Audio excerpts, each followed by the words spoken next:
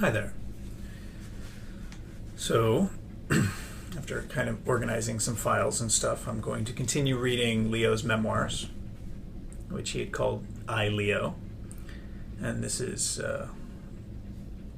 kind of as he's getting into being more of an adult, so slightly more adult stories. But here we go, 1961 to 1965. Fourth from the Garden. In 1961, the year I graduated from grade school, the recently created Diocese of Rockville Center, comprising Nassau and Suffolk counties on Long Island, had opened a new preparatory seminary in Uniondale. Despite concern for my poor health, the rector, Monsignor Kubek, did recommend me for admission to St. Pius X Seminary. I would have preferred to go to the Franciscan Seminary upstate New York, but it was a boarding school and my parents could not afford that. St. Pius was a day school, a new concept for a seminary, and I could continue to live at home. That summer we went to the solemn dedication of the new campus, with none other than the famous Archbishop of New York, Francis Cardinal Spellman, pontificating. With his cherubic appearance, he was held in awe and reverence by almost all. I would later find out otherwise, but that would be some years in the future. The building was a stark 1960s modern, and the chapel in the center of the plank was bleak, done in shades of gray with yellowish glass in the obscure windows. I started the freshman year in September, which meant an hour-long school bus ride with the seminary students shared with the upscale, privileged students of Incarnation Episcopal Cathedral School in Garden City. I struggled through the school year, having special difficulty with algebra, which was taught by a priest who I came to dislike intensely. Which was a feeling I felt was mutual. First-year Latin was also a challenge, and the priest instructor not much help. My health continued to be a problem for me, and I missed too much class time, and otherwise did not fit in with the atmosphere there. By the end of that first year, I was informed that I would not be admitted back for the next semester. Nevertheless, it came as a crushing blow to me, and my only dream lay in pieces. It was one of the few times in my life that I remember actually sitting down and crying. Looking back, there was nothing I liked about that seminary, with the forced air of masculinity masking the reality that we were all entering into an unnatural life in which women were completely absent and yet to be feared as evil itself. The only female exception was the immaculately conceived Blessed Ever Virgin Mary, born without original sin, co-redemptrix, and meditator of all divine grace, etc., etc. That was before an image of motherly love and assured assistance was now just another frozen, sterile theological abstract for which I had no use.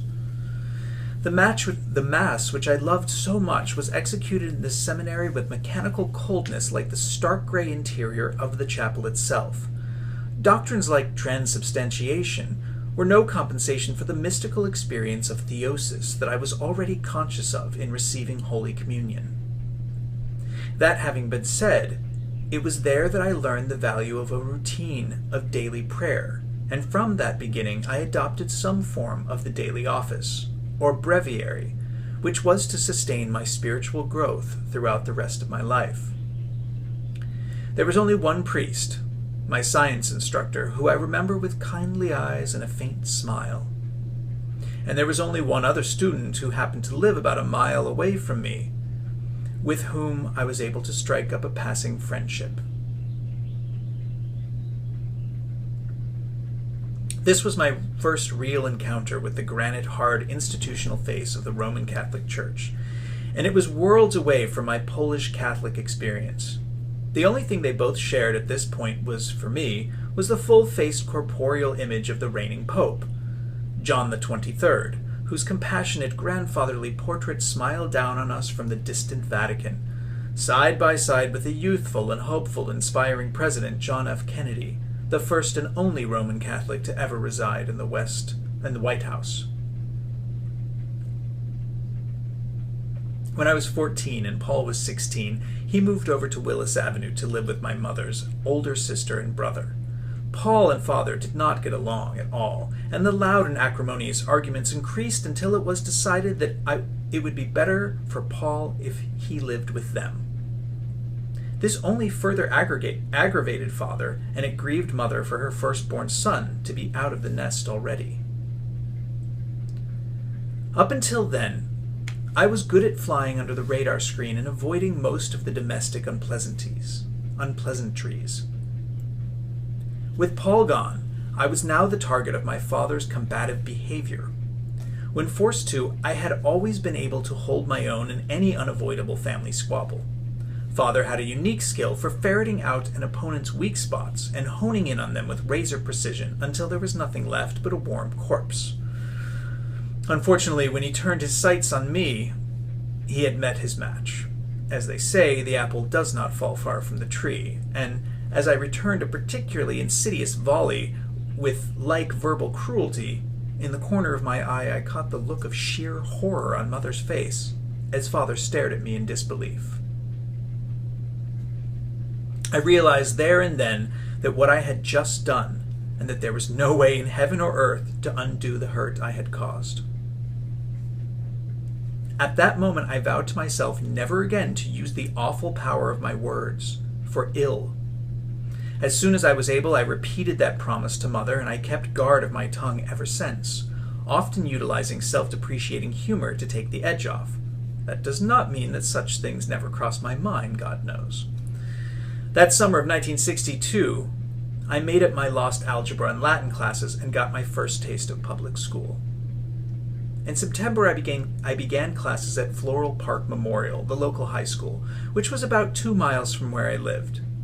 For my first few weeks there, I was in a state of shock, as it seemed like pandemonium to me. I had previously only ever known complete order in school and unquestioned respect for teachers. Now the discipline in a classroom depended on the ability of an individual teacher, which some had and others did not. I did not find this atmosphere conducive to learning or to social interaction either. Taking the yellow school bus to and from just prolonged my experience of social insecurity, so, weather permitting, I preferred to walk the 2 miles, first stopping at church for the 7 o'clock Mass in the morning.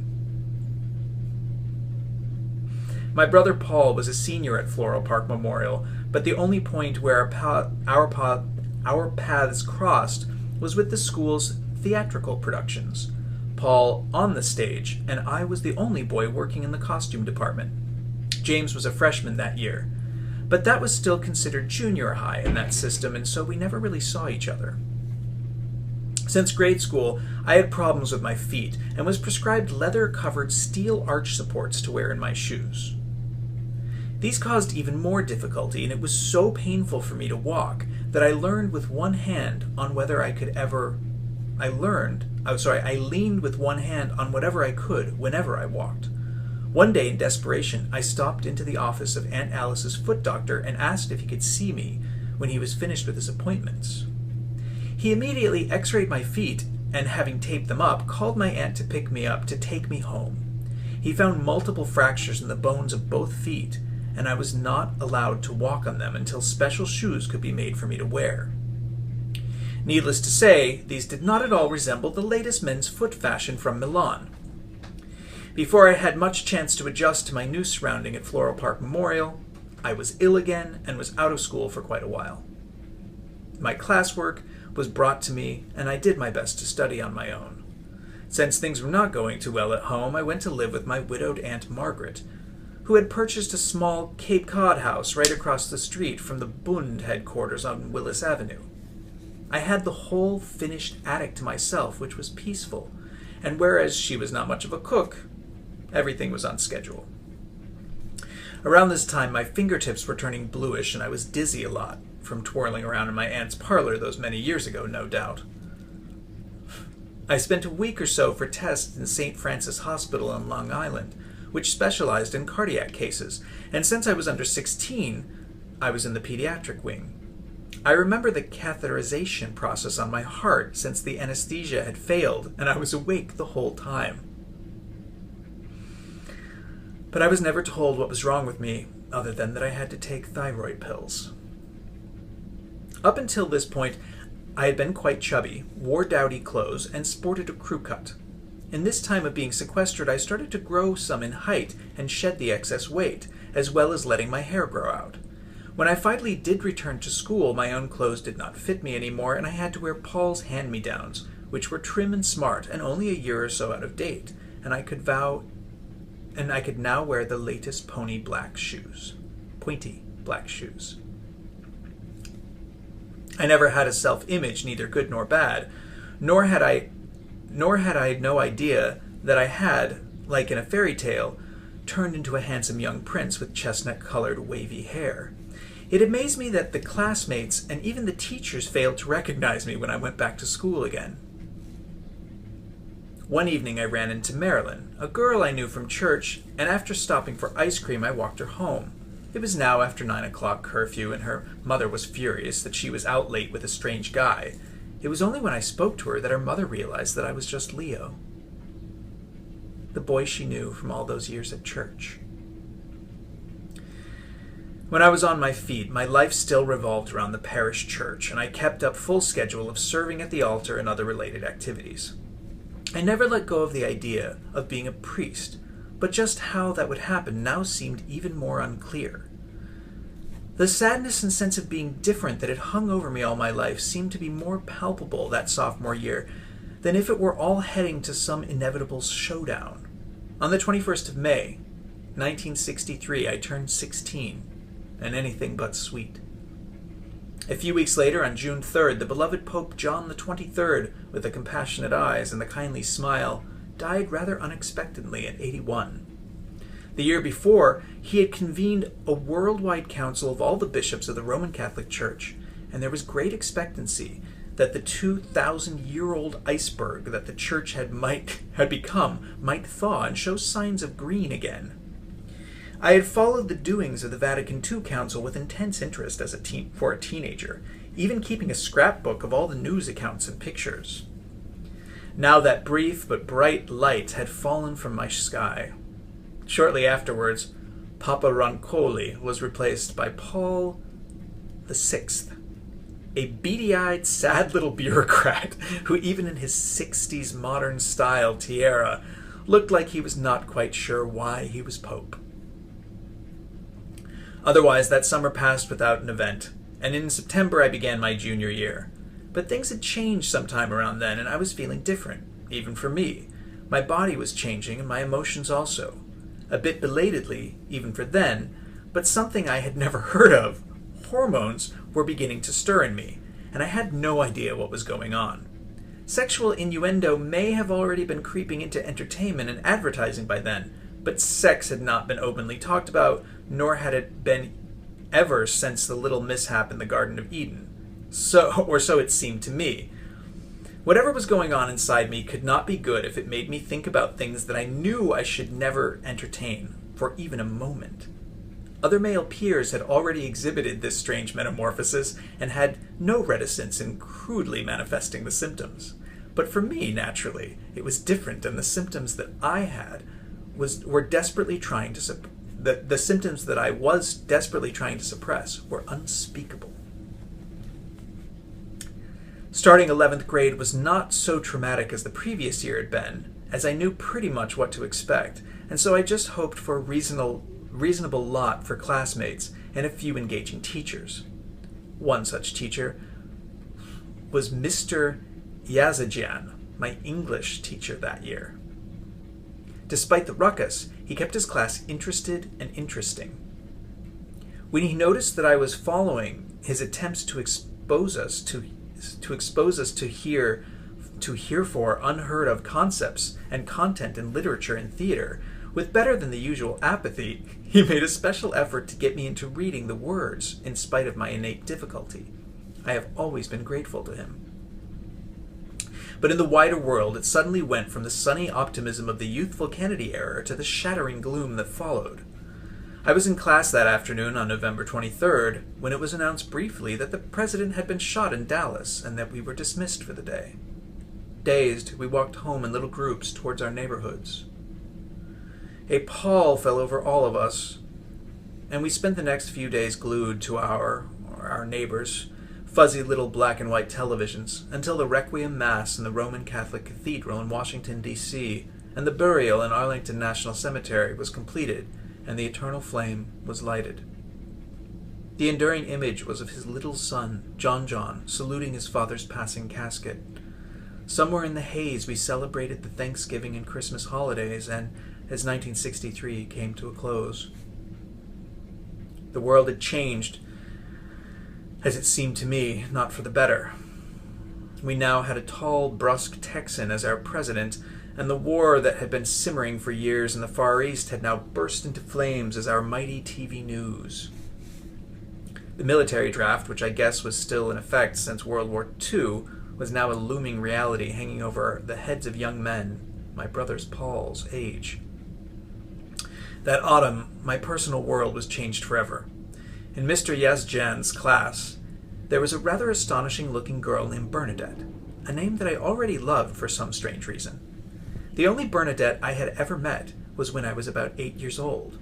A family from McKee Street had moved across town to Adelaide Street, and I went on my bicycle to visit one of her daughters, Kathy, who was in my grade. She introduced me to a new neighborhood friend of hers, named Bernadette. Now I wondered if this could be the same Bernadette. We were also in the same luncheon period, and one day she asked me at lunch if I was the same Leo who she had met 8 years ago on Adelaide Street. Indeed I was, and we talked for a while and gradually became friends. Well, she became friends with me, but something else was happening to me. I was falling in love. There was nothing in my 16 years to prepare me for this experience. In fact, everything had ruled against this happening. Soon we were meeting after school as I was walking her home, stopping off for soda at Ben's coffee shop on the way. We were spending our after-school hours watching television and hanging out at her house on Adelaide Street. Eventually, classmates were speculating about what was going on between us, even though we were pretty unlikely looking as a couple. I was quiet, withdrawn, and still kind of nerdy. She was outgoing, beautiful, and a bit flashy. Bernadette was tough on the outside, but sweet and fragile, like a flower in a steel casing. But I was in love. She thought this was rather amusing.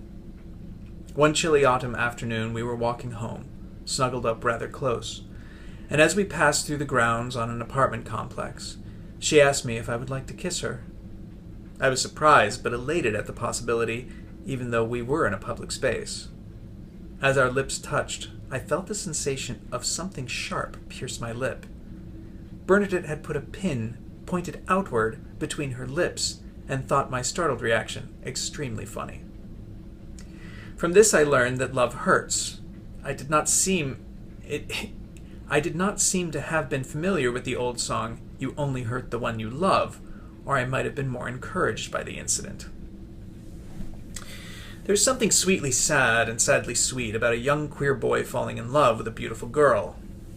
Rather like being on a train stopped at a station and seeing through the window in the train on the next track the one for whom you were looking all your life.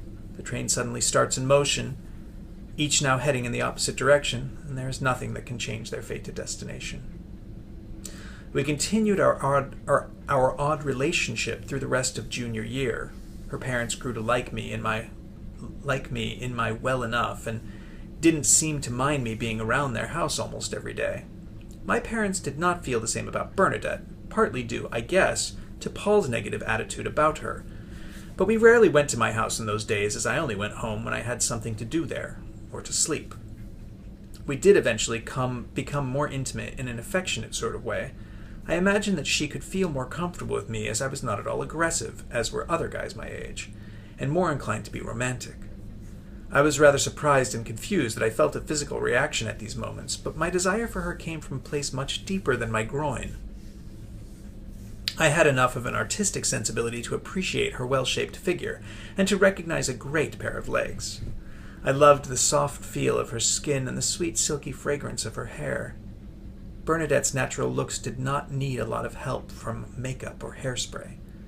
My rare experiences with other girls, with their thick layers of grease paint and heavily lacquered hairdos, was rather like slip-sliding into a chemical waste dump. Bernadette's folks had a summer place out in Sag Harbor on Long Island, and I was sometimes invited to join them out there.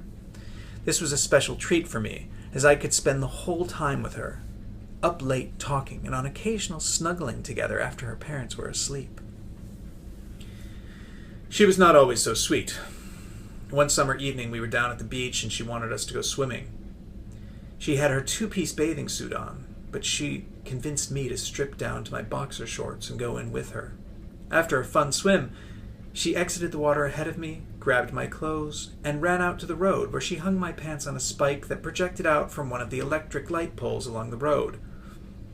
She had great fun watching me run out into the road and retrieve my clothes as the cars and trucks drove by.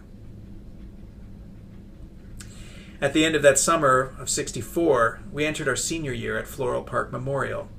Bernadette and I continued our strange relationship, much to the confusion of our classmates and families. For sometimes she had been seeing an older guy, Charlie, who her parents strictly forbid her to see. Charlie was Italian-American, black hair, and a swarthy complexion. Bernadette's father was from Ireland and her mother was from Scotland, and they did not want that Dago coming around. Prejudice was still going strong then, and few people saw anything wrong with their negative feelings towards anyone different from them. Since I spent most after-school time at her house, it was the perfect ruse after supper to say we were going downtown to hang out for the evening. Charlie would be waiting around the corner in her swanky sports car, and I would just go off on my own for the rest of the evening. If her father was particularly suspicious on a given evening, Bernadette and I would meet up again at the end of the night, and I'd bring her home. I was not comfortable with this deception or seeing her go off with another guy, but this was the way things were. In the meantime, I would be serving at an evening service at church or hanging out with guys I had gotten to know from school. Paul did not approve of this crowd any more than he liked Bernadette, as they were a bit rough around the edges and more likely to end up in jail than college. In fact, I was often kidded about the number of girls I was friends with, and these guys supposed that behind my holy man facade, I was a ladies' man. I'm sure they really knew better than that. One of these girls that I was close to was Varian. She was 2 years younger than I was, quite stunning with her long auburn hair, but looked mature enough to get away with getting beer at the deli. She was a lot of fun, and we had a great time together.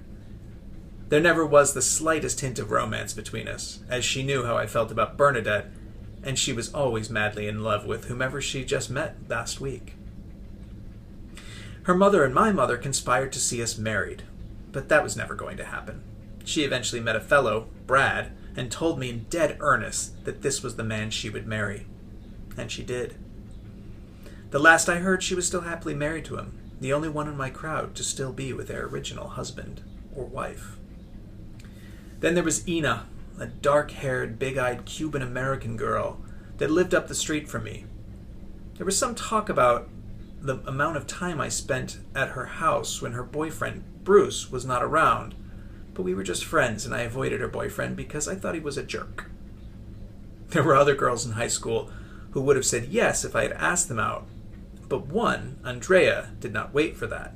She had a real crush on me, and she would ask me out and bring her own liquor in her oversized purse. But I was only in love with Bernadette. The big event going on at that time was the 1964-65 New York World's Fair in Flushing Meadow Park. One autumn Saturday in 1964, Bernadette and I went to the fair, and after having a wonderful time, we discovered that we had spent too much and did not have enough money between us for a subway and bus fare home. Desperate, we decided that we would have to panhandle to get enough change to get home. I figured that as a pretty girl, Bernadette would do better at playing on the sympathy of adults. It worked, and we got almost what we needed. Then she said it was my turn. Putting on my most lost and innocent face, I did much better. We now had enough money to get into another pavilion. When we came out, it was night, and the whole place looked magical, all lit up. Putting on my most pathetic appeal, we collected enough to do another attraction besides our car fare, plus change to call her mother to say we were going to be late getting home. We even peeked into a cafe a go-go, but we were too young to be allowed in. Our strange relationship got a bit rocky as senior year progressed, and at times we were not seeing each other for a while. It did not help that I had such poor communication skills with the opposite sex. After one of these breakups, I remember calling Bernadette to ask if she wanted to go with me to an event that we had earlier planned on. It did not help that I phrased my inquiry, "You still don't want to go to the dance with me, do you?" I was so perplexed when she slammed the phone down. The big question now was the senior prom. Bernadette decided to go with Charlie, especially since he had a car. I asked Marilyn, who was happy to accept, as she still held out hope for me. She looked lovely in her blue and white tailored gown, and when I came to pick her up, off we went to the prom, which had the theme Sayonara from one of the current Broadway musicals. We had a fun evening, even though dancing was not something I was very good at. By some kind of unspoken understanding between Bernadette and I, she and Charlie and Marilyn and I would double date for after prom partying. I remember being quite hungover the next morning as we four reconvened for the day-long outing at Jones Beach on Long Island. At the end of June 1965 was the graduation ceremony, and I remember my parents being very proud and relieved that I had my diploma and a waiting job.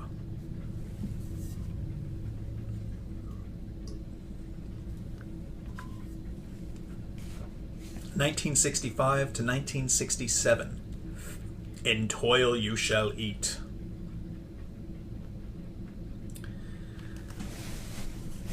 At the beginning of my senior year, it seemed to me that father and mother were starting to get anxious about what I would do after graduating from high school. With my history of poor health, I was not a good investment for college, and they could not afford the tuition in any case. As it turned out, there was no need to worry. My sewing skills in the costume department brought a favorable notice of the head of the high school home economics department, Mrs. Mackey.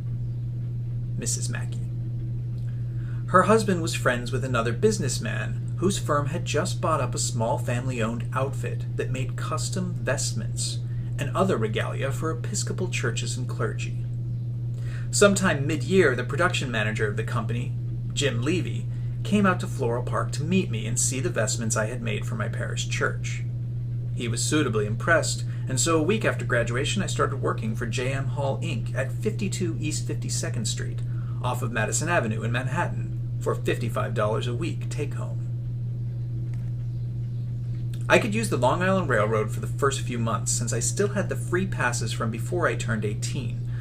After that, it was a much more arduous commute, walking almost a mile to the end of the city bus line, which took me to Jamaica, where I got the E train at the end of the subway line, and from there into Manhattan.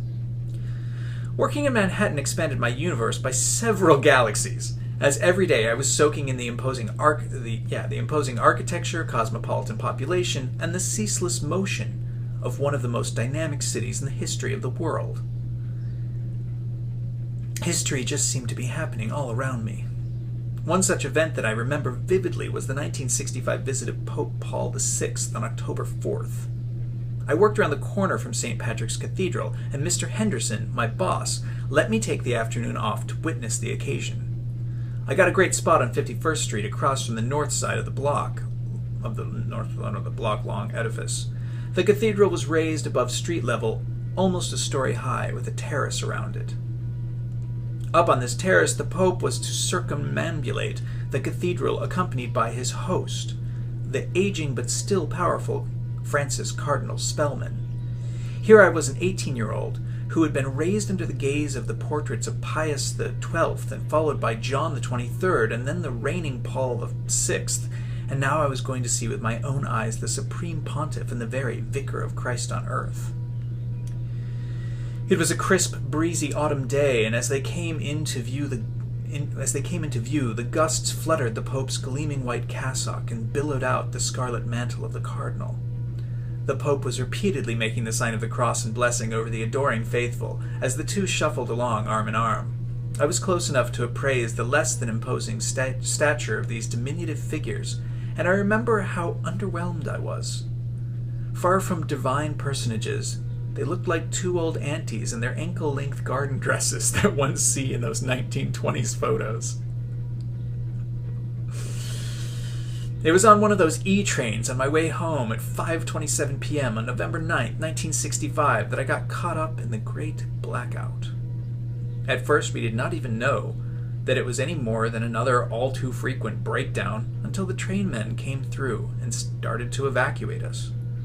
We had to gingerly thread our way in the dark along a catwalk, guided only by flashlights, until we got to the nearest station. From there, we exited up to the street above and were surprised to see the whole city blacked out.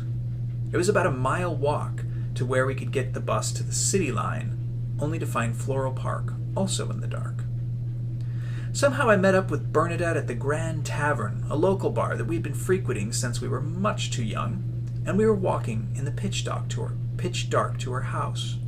It was a romantically cloudless night, lighted only by the full moon, as we walked arm in arm until we got to the side of the movie theater on Jericho Turnpike and impulsively stopped for a long, passionate kiss. Out of nowhere were bright lights shining on us from a police car and an officer shouting at us, "Hey, you kids, cut it out and get home where you belong." Bernadette's mother had saved some supper for us, and we ate by candlelight in her kitchen. How romantic it all seemed to me. 1966. 1966 debuted the bitter cold New Year's Day with a citywide transit strike that lasted for what seemed to be several weeks. Things between Bernadette and I were not going so great either, and we were off and on not seeing each other. Sometime that spring, I took Marilyn to see the movie Who's Afraid of Virginia Woolf, starring Elizabeth Taylor as Martha and Richard Burton as George. I sat there stunned. Watching that movie was like looking down a black and white time tunnel, seeing a middle-aged Leo and Bernadette cruelly destroying each other. I came out of the theater resolved that whatever road I might take, it would not be this one.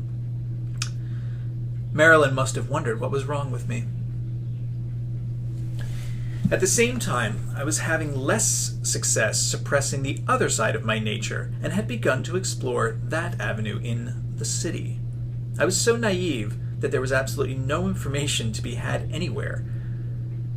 But I was an astute observer, and I figured things out enough to have my first experience with a blonde, blue-eyed Puerto Rican named Nelson, who lived all the way up in Washington Heights, in the shadows of the Cloisters Museum.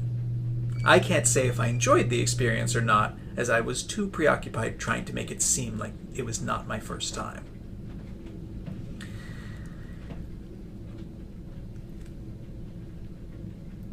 He didn't write this, but he told me about that many times, and he brought up that story many times, and I love that, like, I guess I've heard these kind of stories from other people, but the first time having sex with some guy, and you're like, really young, and you're like, I don't know what I'm doing, and the person says, and they basically did everything that you could do, basically, without getting too detailed and lascivious about it. And I remember him saying that the guy just didn't believe that it wasn't his first, which I've actually heard other people say, and I love that story that, like, they did everything, and then the guy was like, oh, I can't believe it's not your first time, totally not believing him, but it was. Sorry. Now that I had crossed over that bridge, I had to wrestle with where I was heading in light of my unquestioned upbringing that all sex outside of marriage was seriously sinful. This was more than I could go to any of my local priests with, as they were almost like family. So I went across town to the Irish church and looked for a name on the confessional that was thoroughly unfamiliar. I guessed Monsignor Stegman was a visiting weekend priest, and so I made my most difficult confession to him. He was very kind and comforting, and after giving me absolution and the usual penance of 10 Hail Marys and an Our Father, he suggested that it might be better for me to talk this over outside of the dark confines of the confessional booth. We met up after he was finished with confessions that evening and talked about my problem. He offered to meet me again, and before you knew it, we were seeing each other for dinner, and he even asked me to go away with him for a weekend to Candlewood Lake up in Connecticut. My parents did not seem to think this strange, since, after all, he was a priest and a Monsignor who worked at the diocesan chancery in Rockville Center. I still hope to find for the priesthood, I still hope to study for the priesthood, and he implied that with his help there should be no problem as long as I played it straight and did not manifest any odd affectations. Incredibly naive as I was, after several of these meetings, even I could figure out that he was interested in more than my immortal soul. The situation became increasingly uncomfortable for me as I made up my mind not to meet him anymore. I buried the whole affair as deeply as I could and took to feeling sorry for him in his desperate loneliness. He once again tracked me down and called me in the mid-70s when I had become active publicly in the emerging gay rights movement to get my assurance that I would not expose him. I did assure him that I was only interested in improving people's lives, not destroying them. It was not until the early 90s, when all the clergy abuse scandals started to break in San Francisco, that I was ever able to talk about any of this, and even after all that time, I would turn red hot and tremble uncontrollably. Inevitably, people have wanted to know if he got anywhere with me, and in my off-the-cuff joking way, I would assure them that maybe if he was a dashing Italian cardinal or a brilliant archbishop of an important city, I just might have given it up. But he was a mere bureaucrat shuffling insurance policies for a suburban diocese, and on top of that, he looked and sounded somewhat like the Brooklyn character actor Arnold Stang. Even then, I did have my standards. Although there never was any physical contact between Monsignor Stegman and I, the emotional, psychological, and spiritual harm that his actions caused were to affect me the rest of my life. First of all, it was an egregious violation of a sacred trust. I had been raised not only to trust priests in general, but also the inviolable sacredness of the confessional. The damage he inflicted by using his position of trust for predatory purposes with a vulnerable young man who was wrestling with an issue so intrinsic to his self-understanding and spiritual well-being can never be underestimated. My first reaction, which was quite typical, was to blame myself and to excuse the perpetrator. If I had been under any delusion that I was just too irresistible, I would have been disabused of the notion when a few years ago I came across a website on the internet that cataloged all of the criminal charges that had been lodged against the Roman Catholic clergy in the United States. I looked him up, and next to his photo was a link to all the court papers filed against him. Just seeing the photo of him made my skin crawl. The modus operandi was the same as with me, and he was moved several times in the Diocese of Rockville Center, but never removed by the Vatican. So I was just another pretty face. He died in the year 2000. By the grace of God, I was able to forgive Monsignor Stegman and entrust him to God's mercy, if only for the healing of my own soul. I was not able to be so generous with the organization that enabled his actions, and has for centuries been guilty of far more horrific crimes against countless other innocent victims. The upside of all this was that I was early on developed a healthy skepticism of any and all top-down authority systems that derive from a supposedly infallible head. In my own priestly ministry, it enabled me to have a heightened compassion for all who are abused in any system of injustice. It also left me with a visceral understanding of the absolute maintenance of proper boundaries in pastoral relationships.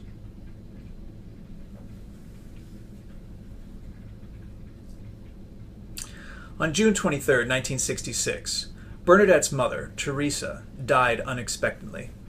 Bernadette was naturally quite devastated, and I was affected also, as I had come to be very fond of her mother. Tough old bird that she was. That summer I tried to stay closer to Bernadette, but I was then living in a rented room in a floor-through flat on 3rd Avenue and 61st Street in Manhattan. In order to avoid the long commute to work, I rented this comfortable front room for $60 a month from a widow, Mrs. Grunwald, and her son, who was about my age. Years later, he and I crossed paths in the gay rights movement. It was a while I was living there that I started to frequent one of the new singles bars that had popped up along 3rd Avenue in the neighborhood. Amongst others, it was frequented by out-of-town girls that lived in the respectable Barbizon Plaza Hotel around the corner. I, along with other guys my age, would flirt and chat with the girls and sometimes escort them back to their residence at the end of the evening. At 19, I was not half bad looking, and with a few drinks in me, I could be quite sociable. I'm going to take a break, and I'll probably come back in about a half hour. Let's see, what is it? Yeah, around 3:30 or something.